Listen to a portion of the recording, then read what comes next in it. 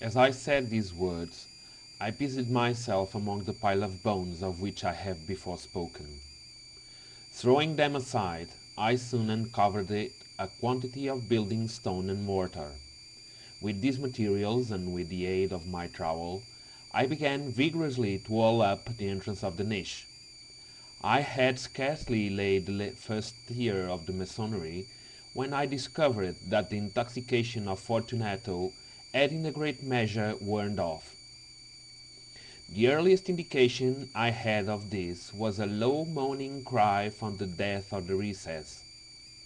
It was not the cry of a drunken man. There was then a long and obstinate silence. I laid the second tier, and the third, and the fourth, and then I heard the furious vibration of the chain. The noise lasted for several minutes, during which, that I might hearken to it with the more satisfaction, I ceased my labours and sat down upon the bones. When at last the clanking subsided, I resumed the trowel and finished without interrupting the fifth, the sixth, and the seventh tier. The wall was now nearly upon a level with my breast.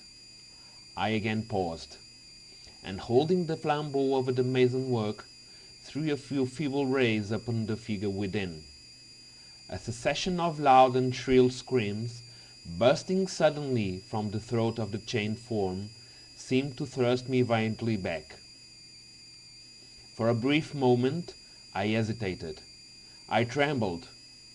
Unsheathing my rapier, I began to grope with it about the recess.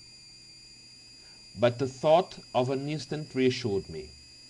I placed my hand upon the solid fabric of the catacombs, and felt satisfied. I reapproached the wall. I replied to the yells of him who clamoured. I re-echoed. I hated. I surpassed them in volume and in strength. I did this, and the clamourer grew still.